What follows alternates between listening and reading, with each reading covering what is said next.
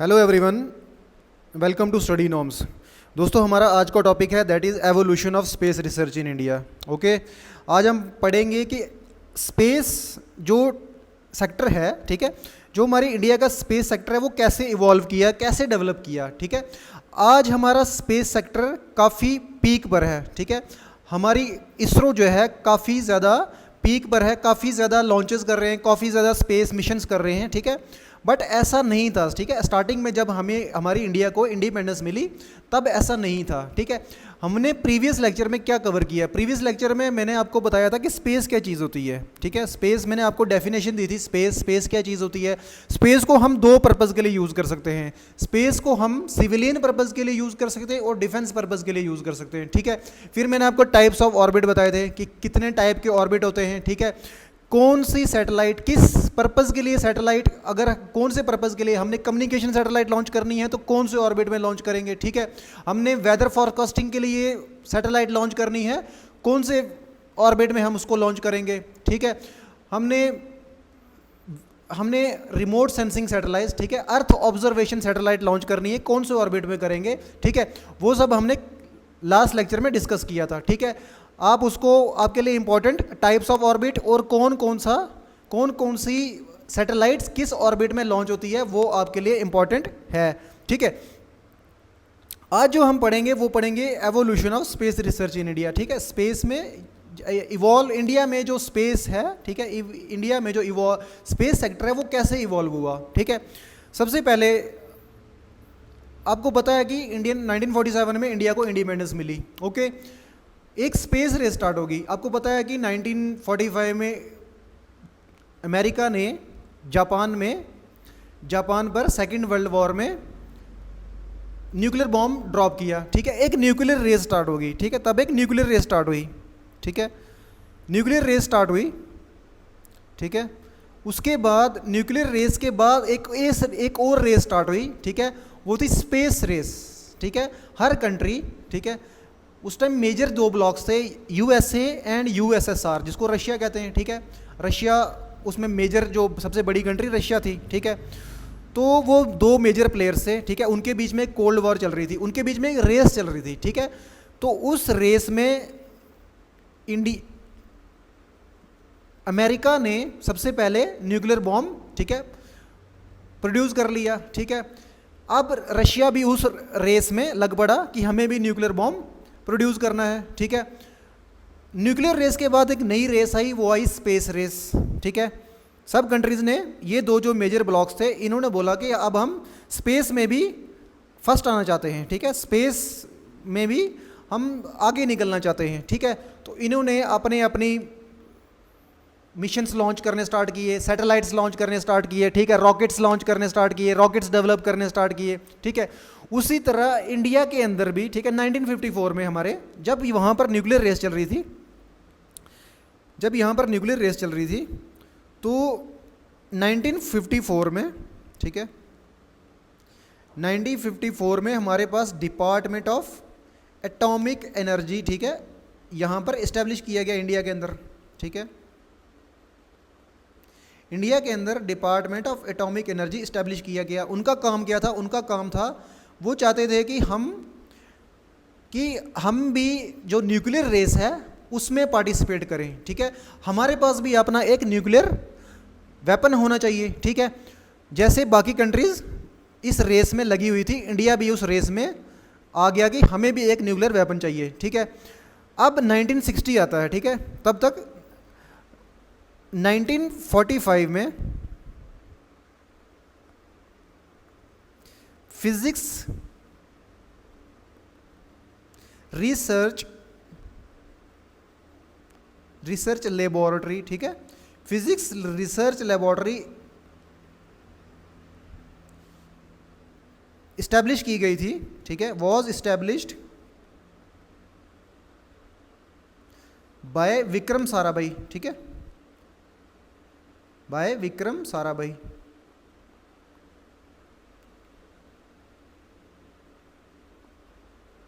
Physics research laboratory establish की गई by Vikram Sarabhai, आपको पता है Vikram Sarabhai was the first chairman of Indian Space Research Organisation ISRO, ठीक है। सबसे मेन कंट्रीब्यूशन इसरो का और स्पेस रिसर्च में अगर किसी का है इंडिया के अंदर तो वो विक्रम साराभाई जी का ही है, ठीक है। 1945 में इन्होंने एक फिजिक्स रिसर्च लेबॉर्ट्री अपने ही घर पर इन्होंने इस्टेब्लिश की। इन्होंने फिजिक्स का, ठीक है, स्पेस के बारे में जो भी वगैरह रिसर्च वगैरह होती थी वो अपने घर पर ही करते थे, ठीक है। उस टाइम आपको पता है कि हमारा इंडिया फ्रीडम हमें नहीं अचीव हुई थी, ठीक है, हम इंडिपेंडेंट नहीं थे, ठीक है। आफ्टर इंडिपेंडेंस सबसे पहली चीज़ जो 1954 में हुई वो department of atomic energy establish हो गया, ठीक है। एक डिपार्टमेंट आ गया अंडर द प्राइम मिनिस्टर, ठीक है, वो आ गया डिपार्टमेंट ऑफ एटॉमिक एनर्जी, ठीक है। अब होता क्या है कि नेक्स्ट 1960 में क्या होता है, 1960 में हमारी गवर्नमेंट सोचती है कि चलो हम स्पेस में कुछ करते हैं, स्पेस कुछ एक्टिविटीज़ परफॉर्म करते हैं, स्पेस में कुछ रिसर्च करते हैं। तो वो एक स्पेस डिपार्टमेंट, मान लो स्पेस डिपार्टमेंट इस्टेब्लिश करते हैं under department of atomic energy, ठीक है, DAE, ठीक है। 1960 में इन्होंने एक स्पेस डिपार्टमेंट इस्टेब्लिश कर दिया कि हम थोड़ी बहुत ही स्पेस में रिसर्च करेंगे, ठीक है, डिपार्टमेंट ऑफ एटॉमिक एनर्जी में, ठीक है। फिर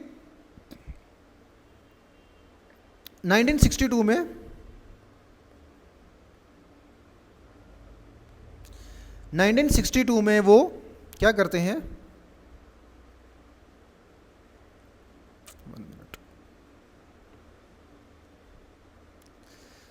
देखो 1960 में हमारा पायोनियरिंग ईरा चला, ठीक है।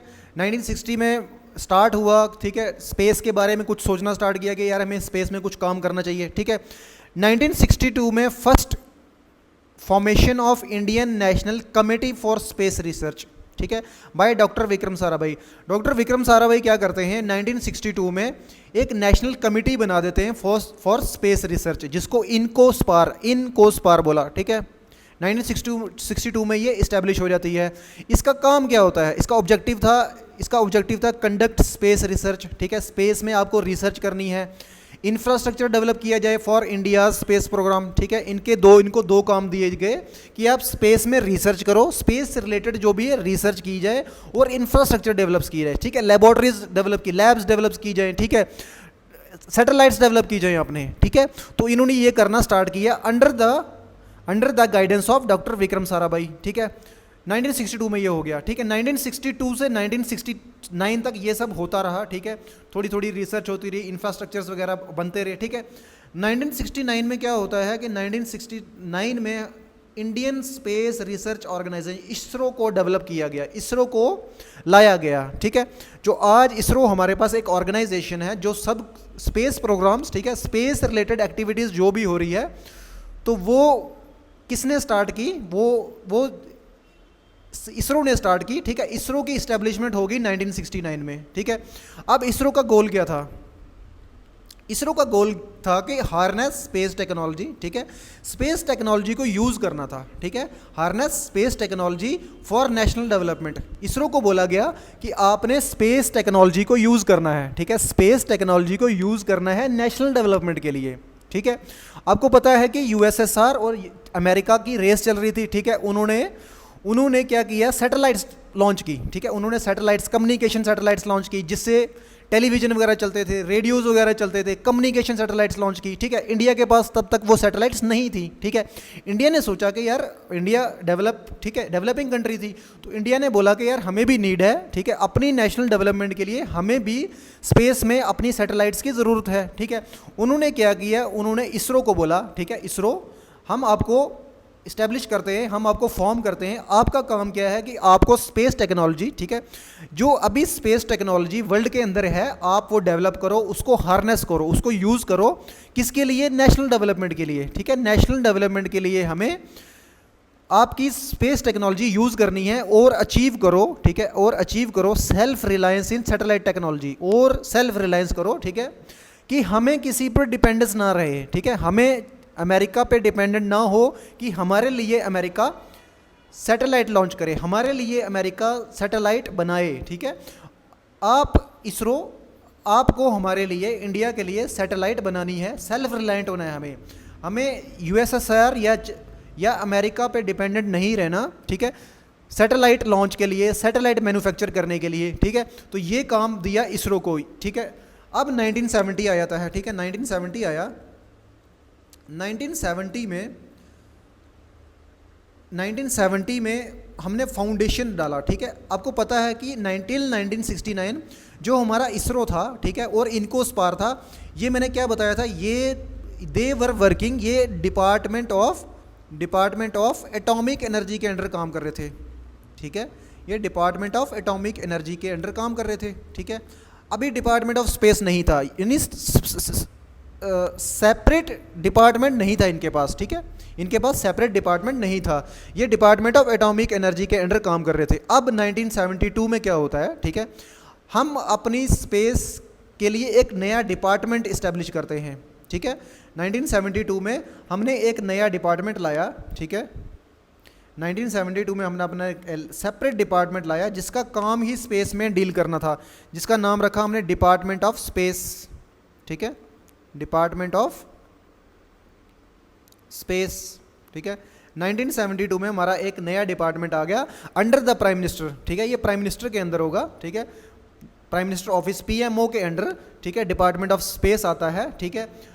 अभी जो हमारे department of space, department of atomic energy, ठीक है, डिपार्टमेंट ऑफ अर्थ, ठीक है, ये सब जो डिपार्टमेंट हैं, ठीक है, साइंस के रिलेटेड डिपार्टमेंट, ये सब ये डिपार्टमेंट सारे प्राइम मिनिस्टर के अंडर आते हैं, और इनके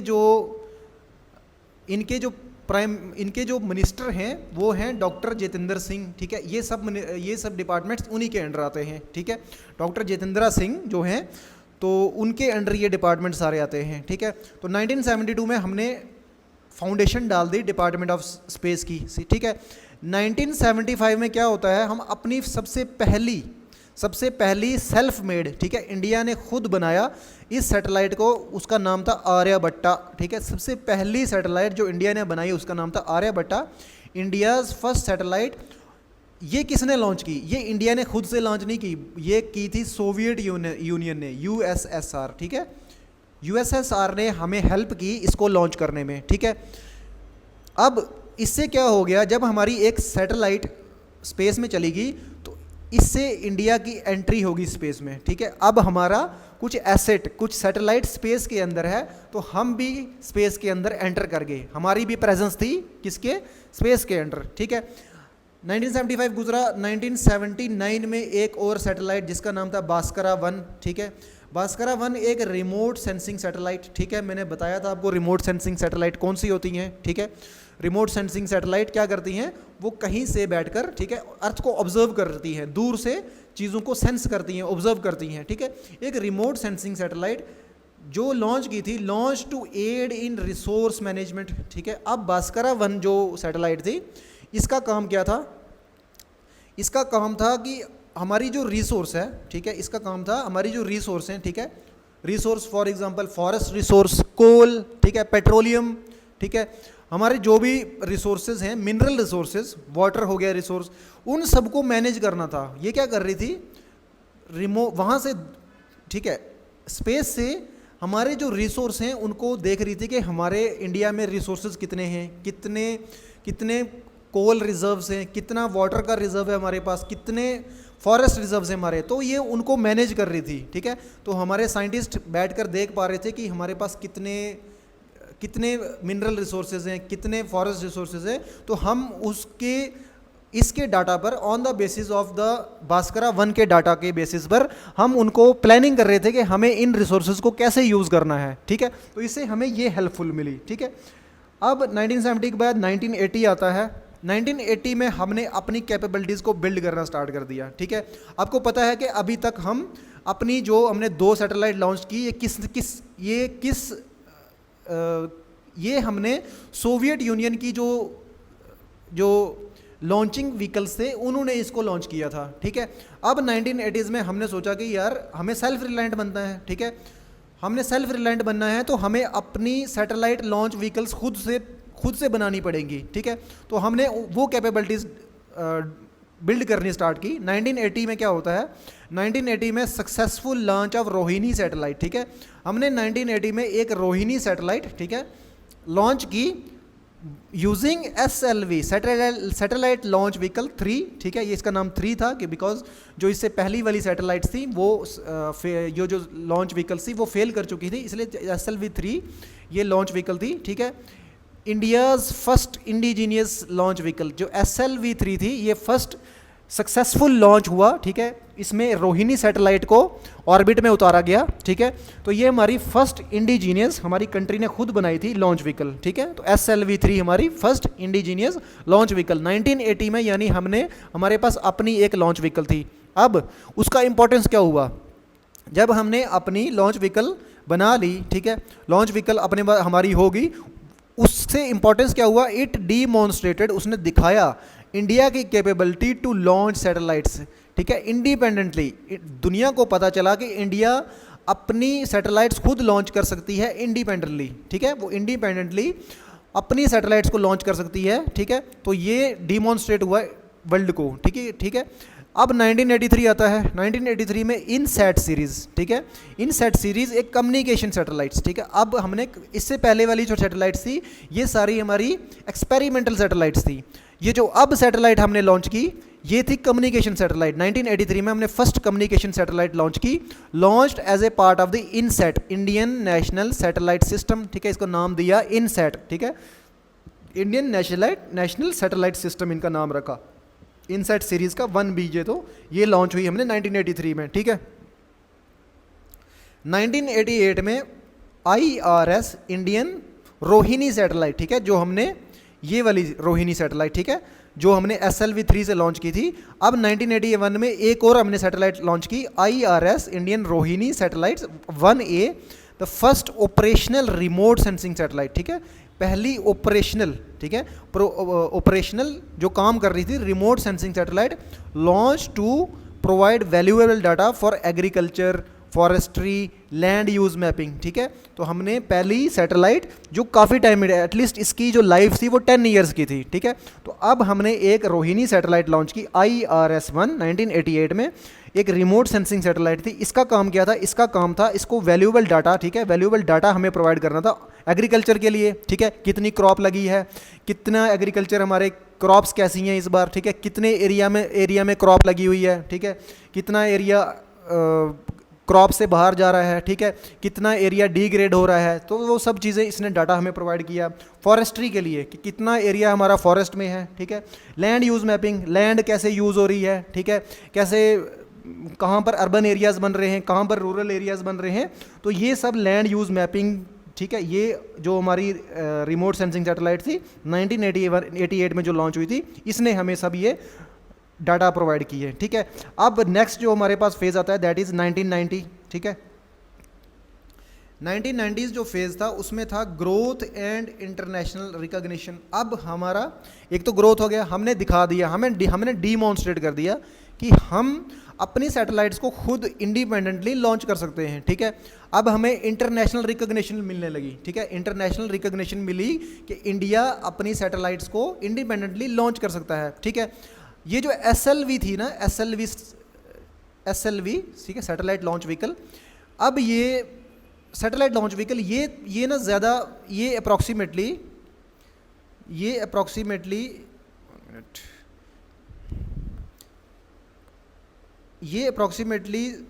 500 kg का पेलोड, ठीक है, 500 kg का पेलोड सिर्फ कैरी कर सकती थी, ठीक है। पेलोड हो गया यानी कितना सैटेलाइट का वेट होगा, ठीक है, उसको बोलते हैं पेलोड, ठीक है। तो ये 500 kg का पेलोड कैरी कर सकती थी। तो अब सैटेलाइट्स हमारी बड़ी बड़ी होने लगी। जो कम्युनिकेशन सैटेलाइट्स होती हैं वो बहुत बड़ी बड़ी होती है, उनका वेट 1000, 1500 to 2000 kgs तक लेना होता है। और आपको पता है कम्युनिकेशन सैटेलाइट्स हम कौन से ऑर्बिट, जियो स्टेशनरी ऑर्बिट्स में लॉन्च करते हैं और उनको पहुंचाना होता है 36,000 किलोमीटर, ठीक है, इतनी दूर पहुंचाना होता है। तो हमें एक बड़ा सैटेलाइट लॉन्च व्हीकल चाहिए था। तो PSLV, ठीक है, SLV सैटेलाइट लॉन्च व्हीकल, ठीक है, जो 500 kg, हमने एक ऑगमेंटेड सैटेलाइट लॉन्च व्हीकल लाया, ठीक है, ASLV, ठीक है, ऑगमेंटेड सैटेलाइट लॉन्च व्हीकल, ठीक है, जो ये 500 kg कर रहा था, ठीक है, ये 750 kg से 1000 kg के बीच में पेलोड ले सकता था, ठीक है। अब हमने एक इम्पॉर्टेंट सैटेलाइट, ठीक है, जिसका नाम है PSLV, ठीक है, polar satellite launch vehicle, PSLV, ठीक है, ये हमने बना ली। जब हमने ये वाली सैटेलाइट बना ली ना, ठीक है, जब हमारे पास PSLV आ गई, ठीक है, हमारे पास PSLV, ठीक है, 1992 में हमने development and launch of PSLV, हमारे पास PSLV आ गई, which successfully placed IRS P2 into orbit, ठीक है। तो इसने कुछ हैवियर सैटेलाइट को उठाकर ऑर्बिट में डाल दिया। 1992 में हमारे पास PSLV। अभी जो आपकी लॉन्च व्हीकल्स हैं उस पर सेपरेट वीडियो आएगी, ठीक है, कौन सी लॉन्च व्हीकल है, ठीक है, उसके फीचर्स क्या हैं, कब डेवलप हुई थी, ठीक है। तो पुरानी वाली जो लॉन्च व्हीकल थी उसमें क्या प्रॉब्लम्स थी, अभी ब्रीफली आप थोड़ा सा ये मैं बता रहा हूँ आपको, ठीक है, कि ये PSLV क्या थी, ASLV क्या थी, SLV क्या थी, ठीक है, आपको ब्रीफली अभी मैं बताऊंगा। अभी हम सिर्फ पढ़ रहे हैं कि एवोल्यूशन, ठीक है, कैसे हमारा स्पेस इवॉल्व हुआ। ये जो सैटेलाइट लॉन्च व्हीकल्स हैं ये आपको सेपरेटली आपको पढ़ाए जाएंगे, ठीक है, आपके लिए सेपरेट वीडियो इसके लिए आएगी। अब ये जो PSLV के फीचर्स क्या थे, ठीक है, PSLV जो थी इसकी वर्सेटिलिटी थी, यानी बहुत सारे कामों में यूज़ कर सकते। हम इसको जियो सिंक्रोनस, ठीक है, जियो सिंक्रोनस, सन सिंक्रोनस, ठीक है, जियो स्टेशनरी, किसी भी ऑर्बिट में अगर सैटेलाइट लॉन्च करनी है तो वो हम PSLV के थ्रू इसको हम लॉन्च कर सकते थे। तो इसलिए इसको बोला ये वर्सेटाइल थी, ठीक है, और रिलायबल थी, ठीक है। इसके जो मिशन से वो सक्सेसफुल रेट जो था वो बहुत हाई था, ठीक है, तो ये फेल नहीं होती थी ज़्यादा, ठीक है, तो इसलिए ये रिलायबल थी, ठीक है। Capable of launching multiple satellite in a different orbits, ठीक है, तो इसकी कैपेबिलिटी थी कि ये एट ए टाइम, ठीक है, एक लॉन्च में ही ये 10-20 सैटेलाइट्स एट ए टाइम ही लॉन्च कर पाती थी, ठीक है। पहले क्या होता था, हमारी जो SLVs और ASLVs होती थी उनमें हमें एक सैटेलाइट एट ए टाइम एक सैटेलाइट ही लॉन्च हो पाती थी।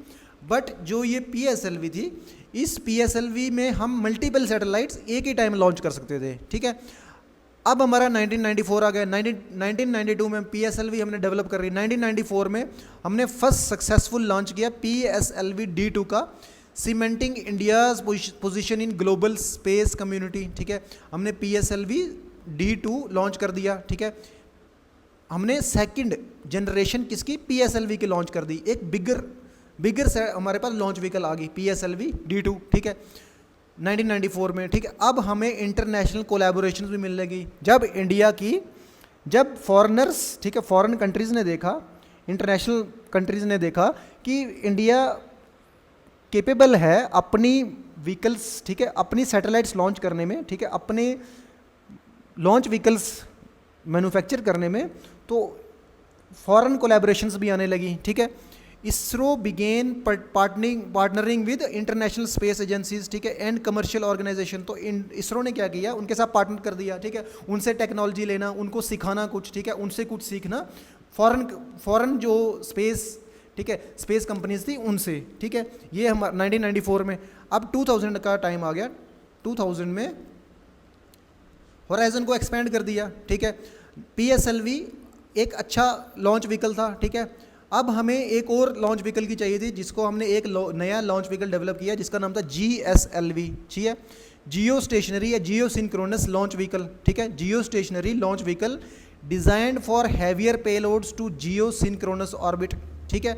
अब हमने GSLV को लॉन्च कर दिया। आपको पता है कि जियो सिंक्रोनस, ठीक है, ऑर्बिट और GSLV जियो सिंक्रोनस, ठीक है, ऑर्बिट और जियो स्टेशनरी ऑर्बिट ये काफ़ी हाइट पर होते हैं। They are approximately around 36,000 kilometre, ठीक है, तो इनकी हाइट 36,000 किलोमीटर। तो ये जो PSLV और हमारी जो उससे पहली वाली जो SLV थी, ठीक है, लॉन्च व्हीकल थी, वो इतनी दूर नहीं जा सकती थी, ठीक है।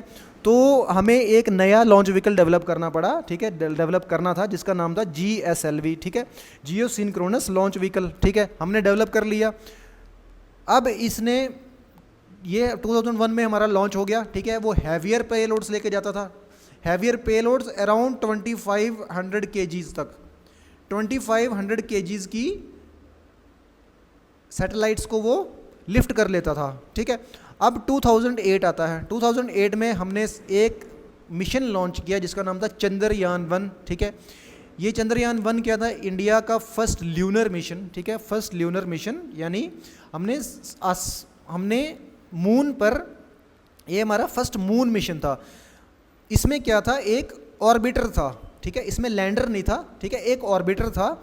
उस ऑर्बिटर ने क्या किया? It discovered water molecules on the moon, ठीक है। चंद्रयान-1 से हमें पता चल गया कि वाटर की प्रेजेंस है मून पर, ठीक है। तो ये चंद्रयान-1, जैसे आपको पता है चंद्रयान-3 लॉन्च हुआ था जिसमें ऑर्बिटर भी था, ठीक है, लैंडर भी था, रोवर भी था, ठीक है।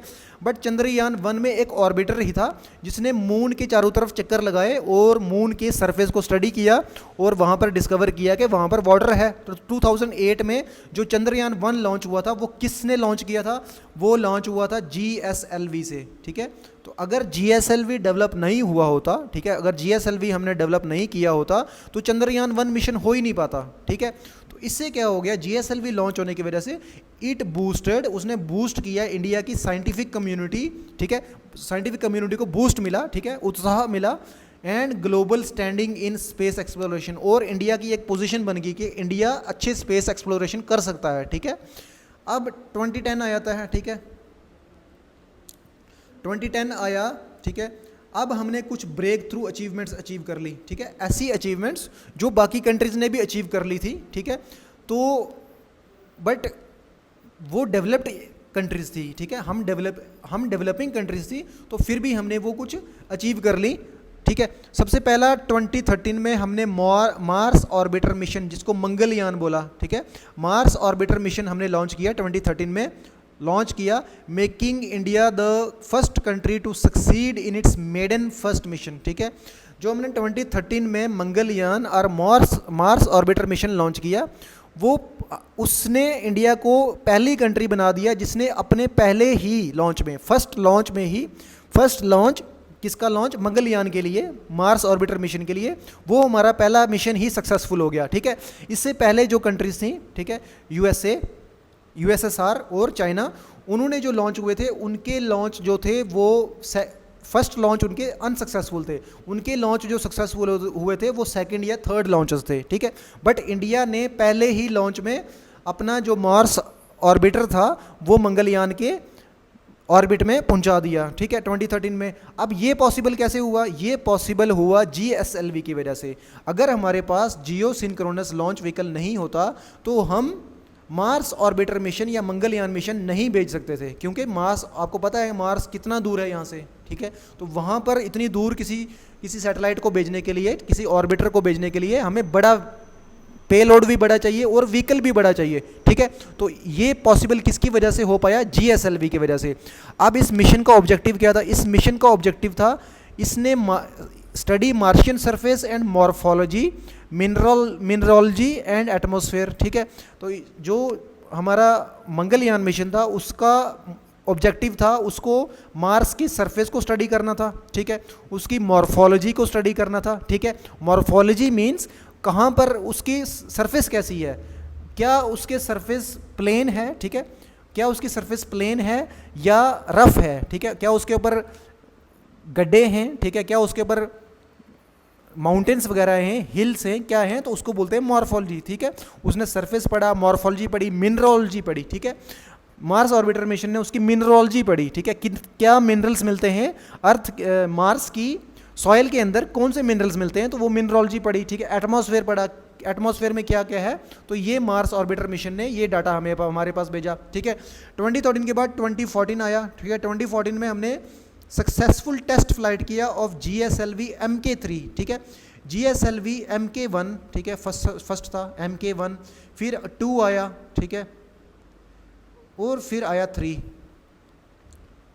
GSLV MK1 और MK2 के थ्रू हमने जो इससे पहले वाले मिशन, ठीक है, बड़े बड़े मिशन जो किए थे वो इनके थ्रू किए थे।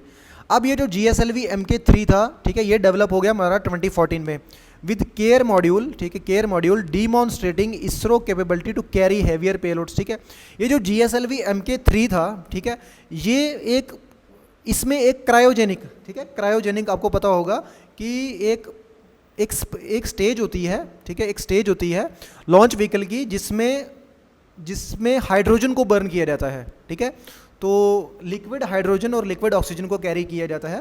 तो इंडिया ने एक्चुअली ये जो MK3 वाला क्रायोजेनिक स्टेज थी GSLV की, इसके लिए हेल्प मांगी थी USSR से, रशिया से, बट USA ने USSR को मना कर दिया था कि इंडिया की आप हेल्प मत करो इस GSLV MK3 जो स्टेज है इसको लॉन्च होने में, ठीक है, आप इसकी हेल्प मत करो इंडिया को।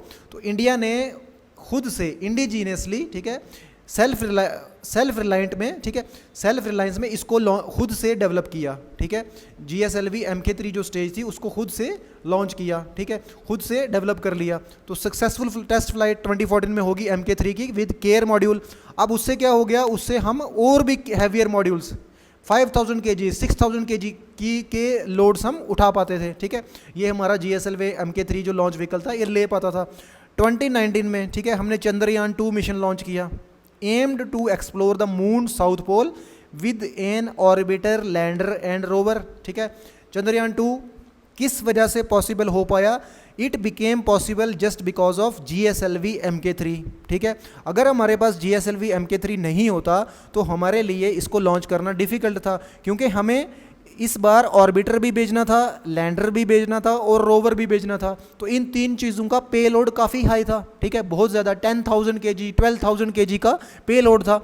हमारा जो GSLV था वो 25 MK1 MK2 वो 2500 या 3000 kg से कैरी कर सकता था, बट GSLV MK3 आने की वजह से हम ज़्यादा लोड उठा पाए और उसकी वजह से 2019 में हमने चंद्रयान 2 मिशन जो था वो पॉसिबल हो पाया, ठीक है, GSLV MK3। अब ये जो चंद्रयान 2 मिशन था इसकी सिग्निफिकेंस क्या थी, इसकी सिग्निफिकेंस ये थी कि ऑल्दो द लैंडर फेल्ड, आपको पता है कि जो हमारा चंद्रयान 2 मिशन का उसका लैंडर था वो क्रैश कर गया था मून की सरफेस पर, ठीक है। तो वो हमारा लैंडर वाला जो हमारा फेज था मिशन का वो फेल कर गया था, बट जो ऑर्बिटर था वो continues to function and send valuable, but हमारा ऑर्बिटर अच्छे से फंक्शन कर रहा था, ठीक है, चंद्रयान 2। अब 2020 में, ठीक है, 2020 में हम प्रिपेयर कर रहे हैं फॉर ह्यूमन स्पेस फ्लाइट, ठीक है। आपको पता है कि हम गगनयान मिशन, ठीक है, गगनयान, गगन का मीनिंग होता है स्पेस, तो हम Gaganyaan mission means human space flight, या हम ह्यूमंस को स्पेस में भेजेंगे, ठीक है। इंडिया फर्स्ट टाइम, ठीक है, इंडिया फर्स्ट टाइम ऐसा करेगा कि अपने इसरो क्या करेगा, फर्स्ट टाइम किसी ह्यूमन बीइंग को स्पेस में भेजेगा अपने एयरक्राफ्ट में, ठीक है, अपने स्पेस क्राफ्ट में, ठीक है। 2021 में launch of EOS-01 an earth observation satellite and ongoing development of new satellite, ठीक है। 2021 में हमने EOS-01 एक अर्थ ऑब्जर्वेशन सैटेलाइट लॉन्च की, ठीक है। अब ये जो गगनयान मिशन है इसका एम क्या है, aims to send Indian astronaut to space by 2024, ठीक है। तो गगनयान मिशन का एम क्या है, आपके लिए मेजर मिशंस पर सेपरेट वीडियो आएगी, ठीक है। ये सिर्फ आपको बेसिक एवोल्यूशन समझाया मैंने, ठीक है, ताकि आपको एक इमेज होगी आपके माइंड में कि ये हमारा इसरो कैसे आया, ठीक है, इसरो कैसे डेवलप हुआ, कैसे कैसे हमारी लॉन्च व्हीकल्स आई, ठीक है, कौन कौन से लॉन्च हुए थे, ठीक है। तो ये आपको एक इमेज बन जाएगी, ठीक है। तो इसमें ज़्यादा क्वेश्चंस नहीं बनेंगे, इसमें थोड़े बहुत क्वेश्चन बनेंगे, ठीक है। तो पर क्वेश्चन तो आएंगे आपको, ठीक है। तो अगर जो आपको नेक्स्ट चीज़ें समझनी है, जो हमारे नेक्स्ट टॉपिक्स हैं, ठीक है, मेजर मिशंस वगैरह, ठीक है, हमारे लॉन्च व्हीकल्स वगैरह, तो उनके लिए इस टॉपिक का होना ज़रूरी था, ठीक है, इस टॉपिक का समझ होनी ज़रूरी थी, तो इसलिए ये इंपॉर्टेंट है, ठीक है। तो गगनयान मिशन जो है उसका काम है, उसका aim to send Indian astronaut to space by 2024, ठीक है, marking India's entry into the manned space mission, ठीक है। तो अगर जब हमारा गगनयान मिशन हो जाएगा तो हमारी एंट्री हो जाएगी, ठीक है, हमारी एंट्री हो जाएगी मैन्ड स्पेस मिशन, ठीक है, मैन्ड स्पेस मिशन में हमारी एंट्री हो जाएगी, ठीक है। तो आज का टॉपिक, ठीक है, यहीं पर एंड करेंगे। तो ये है आपका आज का टॉपिक, ठीक है, इसको अच्छे से देखिए, ठीक है, ये आपके लिए काफ़ी है, ठीक है, ज़्यादा इससे डिटेल में जाना सही नहीं है, ठीक है। आप इतना ही कीजिए, इतना ही काफ़ी है, और इधर से ही क्वेश्चन, मैक्सिमम क्वेश्चन यहीं से बनेंगे, ठीक है, आपके जितने भी क्वेश्चंस बनेंगे, अगर आपको ये चीज़ें पता हैं, ये फैक्ट्स वगैरह पता हैं, ये चीज़ें आप एक माइंड में एक एक इमेज, एक मूवी जैसा आप क्रिएट कर लेंगे। 1960 से स्टार्ट हुआ, ठीक है, एक एक एक स्पेस एक न्यूक्लियर रेस चल रही थी, न्यूक्लियर रेस के बाद स्पेस रेस आई, ठीक है, तो इंडिया ने सोचा हम भी स्पेस रेस में पार्टिसिपेट करेंगे। तो फिर सबसे पहले इसरो कब बना, ठीक है, इनकोस्पार कब बना, ठीक है, फिजिक्स रिसर्च लेबॉर्ट्री कब बनी, हमारे फर्स्ट चेयरमैन कौन थे, ठीक है। तो ये सब चीज़ें आपके जब माइंड में एक वीडियो बन जाएगी, एक इमेज बन जाएगी, तो आपको ये चीज़ें याद रहेंगी, ठीक है। आपके जो चेयरमैन हैं इसरो के, उनके ऊपर सेपरेट वीडियो आएगी, ठीक है। तो ये टॉपिक आपका अच्छे से कवर होगा, ठीक है। इससे क्वेश्चंस काफ़ी आते हैं और इंपॉर्टेंट है इसकी स्पेस। इस टाइम स्पेस हमारा टॉपिक बहुत ही इंपॉर्टेंट टॉपिक है, बिकॉज स्पेस में काफ़ी डेवलपमेंट हो रही है, ठीक है, बहुत डेवलपमेंट हो रही है हमारे स्पेस में। तो इस वजह से ये टॉपिक काफ़ी इंपॉर्टेंट है और क्वेश्चंस बहुत ज़्यादा आएंगे, ठीक है। ओके, तो आप इसको अच्छे से रिवाइज करें और अच्छे से नोट्स बनाएं, ठीक है, और देखिए, और MCQs भी आपके आ जाएंगे इस बार, ठीक है। तो थैंक यू सो मच।